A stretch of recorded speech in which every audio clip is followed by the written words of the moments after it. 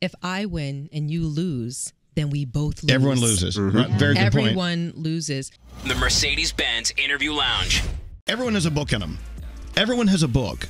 No matter who you are, no matter what you're doing, no matter what journey you're on in life, you have a story. And one of the best parts about writing a book, I discovered, and hopefully DJ Envy and Gia will say the same thing, one of the best parts about writing a book is you learn about yourself from a new perspective. Absolutely. Yes. And so they have this book out. It's called Real Life, Real Love, Lessons on Joy, Pain, and the Magic That Held Us Together. Who are they to be qualified to tell you about how to stay together? Well, married for 20 years. Yep. Started dating when 15 and 16 years old. Yep. They've both been through all sorts of storylines and chapters, including infidelity and lack of orgasm. And Sheesh, Elvis. Goodness gracious. Tell us what you really think. And I know that we're talking about the podcast. If you ever listen to Envy and Gia's podcast, you learn so much about their lives and relationships and how they've kept it together through a lot of challenges that can break up relationships. That's and right. have. And I'm sure yours has been on the edge of breakup as well, I'm assuming. I don't On know. many occasions. Yeah. Mm-hmm. Why'd you guys write a book? Well, we've been together, of course, 27 years. Married 20, it'll be 21 this year. And people always ask, how? Why? How do y'all still stay together and are still happy? How are y'all not killing each other? How do y'all still keep it spicy? So we said, let's write this book and tell everybody that it's all not sweet. Like, we go through our BS, but it's what we do to get to the other side. And we talk about everything. We're transparent. We talk about the fact that, Gia, faked her orgasm for 10 years. 10 years. 10 years. Sounds harsh when you put it that way. Yeah, 10 years. But remember, we were together 16 and 15, and I learned how to have sex from porn. So I would go like bang, bang, bang. Like that's what I thought was doing That's what you thought was Wait, hold on. romantic. That's not how you're doing it? No, I guess apparently not. Did I get this wrong? No. Okay, but why, Gia, 10 years before? What was it that made you finally go, okay, I got to tell you something. For 10 years, you've been plowing away. Nothing's been happening on my side. Well, for Goodness perspective, gracious, Elvis. I was 16 when I lost my virginity to him. We were together for a year, and he took it on our 1-year anniversary, and it was really, really sweet. But I was so obsessed with his ego and making sure that he felt as though he was accomplishing the goal every time that we were intimate. And I put my needs second, as many young girls and women are trained to do. When you think about it, we see images of beautiful women, sexy women, advertising, things like that, that kind of leads us to believe that women are playthings for men. Like, we are here for the pleasing of men. And we're taught that kind of subconsciously. So when it came to being intimate and having intercourse, I think that that's the impression that I was under, and that's what I acted out. So coupled with that, I didn't know how to achieve an orgasm because I was too preoccupied thinking about him and performing for him. Every time for me, it was a show. It was this big display of how I'm going to please you. And that satisfied me. So it kind of deterred me from even trying to figure out what it took during intercourse. Now, to make it very clear, I had orgasms in other ways. Okay, absolutely. Like it's not as though I was this long-suffering partner that never achieved. I had a good mouth game, Elvis. Right? I did. Well, that's why you're in this. That's why you're in this business. But Gia, you just gave everyone a mountain of things to think about. There are a lot of people listening now going, okay, I really connect with what she's saying because they're going through the same thing. But after 10 years of faking the something changed. Something made you say, I got to tell you something, Envy. Yes. So one day we had gotten into an argument and we were going through a period where when we argued, it was never to solve the problem. It was never to achieve common ground. It was to hurt each other. Yes. Right. Exactly. We call it right fighting, where I'm arguing to win. I'm not arguing to understand you or to remedy the problem at all. And that happened that night. Not only was he right fighting with me, but he wanted to use sex as a Band-Aid to kind of overcome the situation and just kind of like put me to sleep. All right, let me, settle you down real quick. And that's how it felt. And on that particular night, it was like the straw that broke the camel's back. And I was infuriated, and it just came out. And I realized in hindsight that I weaponized that. I held on to it for all of this time, and that night the dam broke. And I told him in such a... Well, the dam didn't break that way, but it broke in the conversation. But I'm bummed. Hello. And what I did was very hurtful. It was thoughtless. It was insensitive. And it hurt us for years to come. Really? So, It was devastating Did you for feel him. like a knife in your back when she said, hey, by the way... Absolutely. The axe, the machete. Yes. I mean, I thought I was Mandingo. I thought I was Daddy Longleg. I thought I was putting it down. I would leave. We don't smoke cigarettes. Like, after, I would be like, you got a cigarette? Like, that's how good I thought I was. Wow. That's how good my thinking was. I know. She should be getting the award. All right? See, I know when I've had good sex, because after sex, we smoke a ham. Goodness gracious. I mean, we really get down, and briskets, things like that. The thing is as painful as that was, and as really, it must have put you in kind of a bodily shock and maybe butterflies and you wanted to vomit, because those are powerful things you're saying to him. Oh, yeah. But it's so needed and so incredibly... It's a gift that you can open the doors and say, all right, now it's your turn to be honest with me. Let's be honest. And I must assume that when things like that happen in a relationship, it totally shifts gears for everything. Everything changes. It does. And for the good, I'm hoping. No, for us, it was for the worst. Yeah, sometimes for the good, sometimes for the bad. Okay, so there's infidelity here. And so it was very, very, very, very well known that Envy was with someone else, right? Yes. And, okay. Usually when people are cheated on, they're like, F that, I'm out of here. No time for you. But you're still together. Right. And that wasn't easy. I mean, she was divorce lawyer, paid a divorce lawyer. It was over. It was a wrap. I could remember I couldn't go to work. I was sleeping under the console, doing the breaks, falling asleep. I lost my job at Sirius, lost my job at MTV. I couldn't work. I couldn't think. I couldn't concentrate. I was losing my best friend, the person that I was in love with, that I knew from 16 and 15. She was honestly my best friend. When I go to the store to buy jeans, I call her and babe, how do these jeans look on me? She was my everything. And you caused it. And I caused it. So it put me in a low spot. I don't know if people know, but I wanted to commit suicide, and I tried. Like, I turned on all the cars in the garage, and all the exhaust was there. He has like 45 cars. All of them. And I held the door. She was trying to open the door, and I held the door closed, and she called the police. The police came, and they, put me in an ambulance, rushed me to the hospital. I was in the hospital for a couple of days. Wow. So it was quite a lot. Did you ever cheat on him? No, never. The day is young.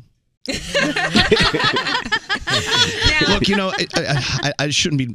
I guess I'm getting nervous because this is a very serious conversation. But I'm fine with it. Crap. But look, you're fine with it. The fact that you tried to start with cars and kill yourself, and she's on the other side of the door trying to save your life. I'm fine with it. You're totally fine with it. We can actually talk about it and hopefully help somebody else that might be going through the same things that we're going through. We wrote this book not to make money, but to tell our story, to try to help people. I used to think when I thought of suicide, I would think that somebody was weak, or they were a coward, or they were selfish. But then when you get to that position, you understand it's none of that at all. And the fact that, through our journey and us talking about it, we've helped so many people that felt like that. So that's why I'm able to talk about it and be so transparent about it, because, I'm never going to be in that position again. And if we can help people from getting in that position, that's part of the reason why we wrote this book. DG, Envy, and Gia here. Their new book is called Real Life, Real Love, Lessons on Joy, Pain, the Magic That Held Us Together. And what I'm hearing here, and this is the lesson we're all loving to learn, is the power of showing vulnerability, being able to say, I don't have to win every time. I don't have to give her the O every time. I don't have to. I can win in life just by being me and letting people know where I stand on my ground. Right. Yes. Let them know who you are. That's very important. And that's part of the reason why we wrote the book, the transparency, the vulnerability, the truth, the honesty, because everyone goes through trials and tribulations. Everybody has their own story, like you said earlier. And we wanted to provide a reference point for people that you can look and turn the pages of this book and see yourself in. And it's sharing with a purpose. We wrote this book with a very solid purpose, and that helped us go from chapter to chapter, just constantly reminding each other that this is why we're doing it. It's a sense of community, because if we weren't honest, if we didn't put the stories in, if we didn't tell the complete unadulterated truth, the book would have no value. It wouldn't be a tool. You would buy it, because he is who he is, and you would maybe be curious, but you'd walk away with nothing. We're hoping that there's lessons in there that you'll learn and apply to yourself now, and then be able to teach your daughters and your sons. Right. We talk about how we raise our children in this book, and we have 6 fine children. Manners, being polite, respect in our home, our family mission statement, fun, respect, faith, love, how you carry yourself inside the home and outside the home. We raise our children with very, very specific intention, and they range from 4 months to 20 years old. Well, that's refreshing to hear, because you see a lot of kids, you see a lot of people my age whose parents failed them. Yeah. Right. Yes. And now we're all but screwed up. Whatever. I know, but let's go back to your you said it was your family not creed, but family mission statement. Mission statement. Fun was the word that I yes. Like, what are you guys doing to have fun? Other than out talking to new friends and talking about your book, what do you do as a family to have fun? We travel. Yeah. Yes. Travel a lot. We travel a lot. With 6 kids, that doesn't take much energy. Sometimes we'll entertain the idea of traveling just the 2 of us. And I'm thinking to myself, you know what? If I want to go and see this new place and enjoy this new experience, I want to bring all my kids with me. I love that. And give that to them as well. We are a unit. You are the best packer, too, in the whole world. Because I have seen your pictures online where they all match in their photos and stuff. Yeah. I don't know how she finds the time or where she finds the stuff, but you are a good packer. Wow. I could pack for a living. Yes. That could be my job. Add that to the list of things that you're loved for. Yes, Hey, you know what? Because of our setup today, Gandhi is in Detroit. Gandhi, if you want to jump in and talk to Envy and Gia about anything, please feel free. And Froggy as well. Absolutely. Yeah. I want to know from you guys, I mean, once you put your relationship into the public eye, does social media, strangers, the internet, become a third player in your relationship? And how do you deal with that? Absolutely not. Absolutely not. And that's a fair That's not question. easy. That's not easy. Yes, it takes a tremendous amount of self-control and self-assurance to not let outsiders infiltrate your relationship. But your relationship has to have a foundation first. It has to be solid. You have to be each other's soft place to land in order to achieve that. And we've built something that's impenetrable. You cannot get in. And I would never let an outsider's opinion in the form of a comment on Instagram or on any other social media platform affect how I live day to day and how I move and ultimately how I feel. Because a lot of people that are in the public eye, that's what destroys them. Yep. You internalize that, and it affects how you feel, which affects how you treat your partner. It affects how you interact with your children because you're polluted at that point. So I believe that people kind of have to take control of themselves and not worry so much about the thoughts, feelings, opinions of others. Yeah, why do we give our steering wheel in our moving car to someone we don't even know? I think because it's human nature. Screw them. I think it's human nature. We all want to be loved. I mean, we all want to be liked. And if it's someone we don't even know and never want to know, that one negative comment can screw it up. Screw up your whole day. That's right. So here you are, married to DJ Envy. Or Sean. She has never called me DJ Envy ever. Not a day in his life. But wait, I was kind of fishing for that, by the way. I didn't know. He was DJ Shrimp when she first met him. I was DJ Shrimp. I was 5'4", and I thank God I grew up to 6'1".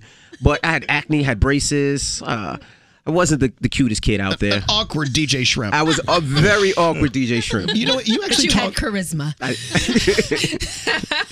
That's what pulled you out of the ditch. Yeah. Charisma. But wait, you talked earlier during the song about how you have transformed from being a very, very, very frightened, intimidated, low self-esteem, I'm assuming, kind of guy into this incredible half of an amazing relationship here. Yeah, which is the crazy thing is I was never insecure when it came to the world. How did you become secure? Like, what was the magic pill? What was your secret sauce, as they call it? Honestly, it was Gia loving me.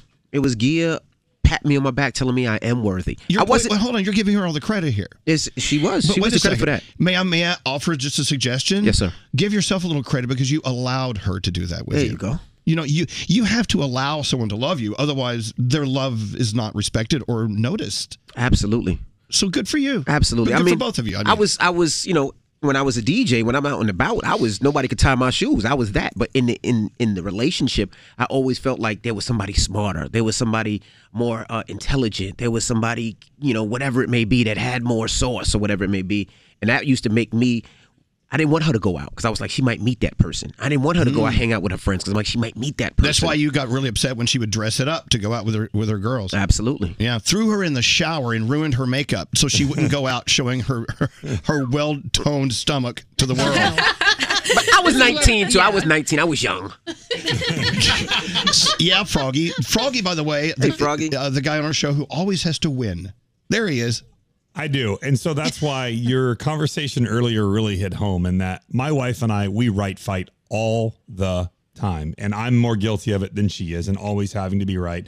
And it has almost cost me my best friend a couple of times. And we have found a way to get back on track. And so my question is, how do you stop having to be right and learn how to argue to where there is a conclusion to where both people feel like they kind of win? I know you don't have to win, but you both feel as if, hey, we've reached a common ground and we can move forward. I think the first thing is understanding, right? I was the biggest right fighter, right? Because we would argue. And I always used to say we would get into an argument, and Gia is like an attorney. She has everything ready. Yes. But I'm like, I just don't want to lose. So I would go as far as I'd have to go. I would be like, God told me that Elvis's shirt is red when Elvis is wearing a black shirt. Like, that's how far I would go. And it got to the point where it would just make our relationship nasty. And then we had to realize that an argument shouldn't be an argument. It should be an understanding. We should try to get on the same page. We should be on the same team, not arguing against each other. And when we figured that out, it made our relationship 10 times better. You have to look at it with the idea that if we are on the same team, if I win and you lose, then we both lose. Everyone loses. Right? Very good point. Everyone loses. And you also have to understand that the ability to apologize takes a greater strength than to fight about being right. Right. It's that humility. It's being humble. It's understanding that to step back and say, you know what? I could have done that differently. I could have made a different decision. Or I did speak out of turn. I apologize. I'm wrong for that. You guys are awesome, man. Oh my God, Frog! I want to hear you say those words to Lisa. You know what? And the truth is just yesterday afternoon, Lisa and I had a really big blow up, and I realized that a lot of the things that you just said, when you walk away from an argument and you feel like you won, the other person feels like they lost, and therefore nobody wins. Which means you both lose. Right. And so I do need to move to that point sooner. And it only builds. I'm sorry. Remember, it only builds resentment. That person that feels as though they lost, they're walking away cursing you out in their head, and they're resenting you, and you are watering seeds of angst and essentially just resentment. And you don't want that. That fails your marriage. Right. You know, when you're arguing, you've got to, one out of two of you should be able to know, okay, this thing is on a slippery slope to hell. It's not going right. For instance, Gia and DJ Envy fighting. And Envy says something rude, and Gia says something prepared and perfect and polished. Correct. And then Envy comes back, well, great, your mom's fat. When you start hearing lines that have nothing to do with the topic, you know, it's like, we really should just take a breather here. Yo, it sounds like you've been there when we've been arguing before, right? Were you a fly on the wall to some of our arguments? Or your sister's ugly. Yeah, that's right. What's scary? You guys have been together since you're 15 years old. Correct. How do you keep it exciting? How do you keep it fresh after all these years, after all these kids? And you had alone time. Well, you want to know what a date night looks for us? Yeah. You want to tell them what date night is? What is date night? We can do anything. You know, we live in New Jersey. We're a stone's throw away from New York City. You know, we can hop on a plane and do something exciting. But you know what we really love to do? Get in the bed, naked, lock the door, grab the remote, turn on Netflix, me rub his back, rub his butt, and then once we're done binge watching something, have a little bit of sexy time.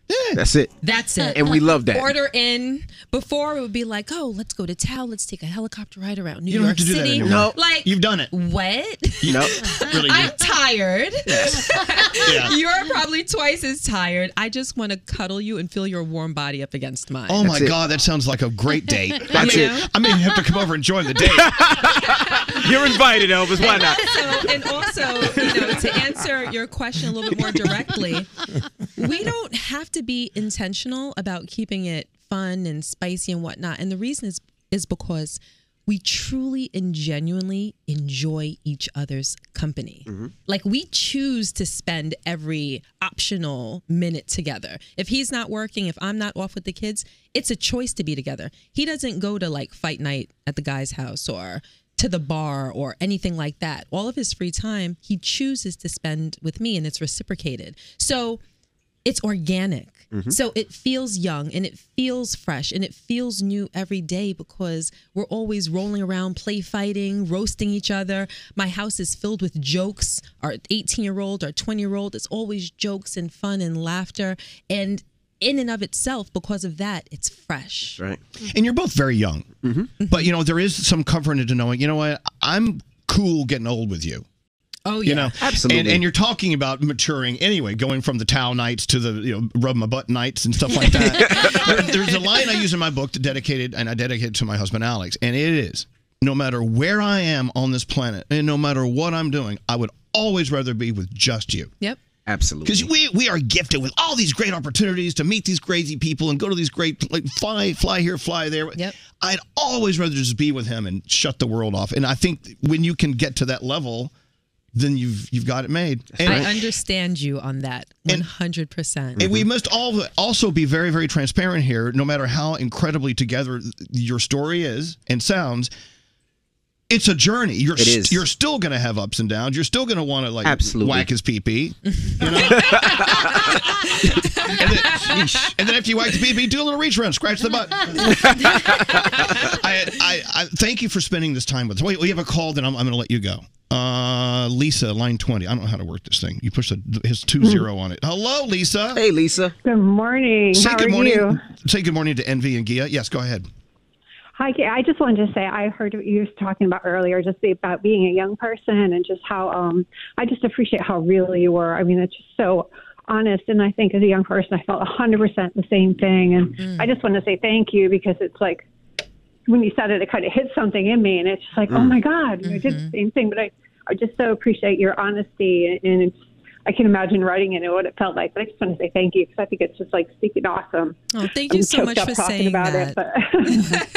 But I appreciate you. So I just want to say thank you so much. And it really did, like I said, just hit something in me. But thank you. Thank you for taking that in. I hear some emotion there. That sounds good. Lisa, sometimes we can't describe what it is exactly that was touched in us, but just know that you are touched. That means you're open, you're listening, and you're breathing, and you're human, and you're good. Thanks for listening. Appreciate it very much. Thanks for you guys. I appreciate it. Have a great day. You too. And we have tips in the book for 25 tips before you get married that you should ask yourself. So where are they? Yeah, so there's 25 tips. So this is not just for people in relationships. It's for people trying to get in relationships, single people in relationships. Hopefully it'll help your marriage because it definitely helped ours. And if you get a chance to listen to their podcast, it's really good because they'll have a fight like right before they start recording the podcast, and they'll bring it on to the show and discuss it, and it's just very real. Do you do that? We're in the middle of a fight. Oh God! Turn on the microphone. That has happened. This is good. Believe it or not, because we film in our house. Save it for the podcast. That's exactly what we'll do. We'll say, you know what? Let's have this discussion live on a podcast. We'll go downstairs, call our camera guy. He'll come over and we'll hash it out there. Has there ever been anything, though, that you've discussed that you go, you know what, we need to edit that out? Or anything from the book that you kind of thought, like, maybe we shouldn't put that in there? Well, the only thing was something legal when they tried to rob me in the city. No, they didn't try. They did. Well, they robbed me in the city. And by the way, they succeeded. Yeah, they succeeded. No, but I actually chased him and caught him. Oh, and I caught him, yeah. Well, then you succeeded. The police, my attorney told me I shouldn't say the rest of it, but we caught him. The guy was in the hospital. He had a coma, and the attorney told me that we, just leave it at that. Yeah, the details of that story were for public consumption. Should we push the dump button on this? No, we good. So we wrote it, but then we retracted it. We took it out of the book. My favorite chapter title is Own the Dirt. Yep. Own the dirt. You know what? When you can own your dirt, you're doing okay. You're learning from yourself. We got to get out of here. DJ Envy and Gia, thank you for spending time with us. Thanks for having us. Again, the book is Real Life. It's a long title. Just remember DJ Envy and Gia in Real Life, Real Love, Lessons on Joy, Pain, and the Magic That Held Us Together. It's out now. Real Life, Real Love. And today we made the national bestsellers list. The USA Today national bestsellers list. Yes. So definitely go get the book. Order it on Amazon. I know it's sold out in a lot of Barnes & Nobles, but thank you everybody for support. It might We're so change your appreciative. life. Yes, it will. Number This one, was awesome. Number one New York Times. I learned my way. You only have to be on one day, and you got it. So it's excellent. Thank you guys for coming in today. Thanks for having us. We'll Appreciate it so much. The Mercedes-Benz Interview Lounge.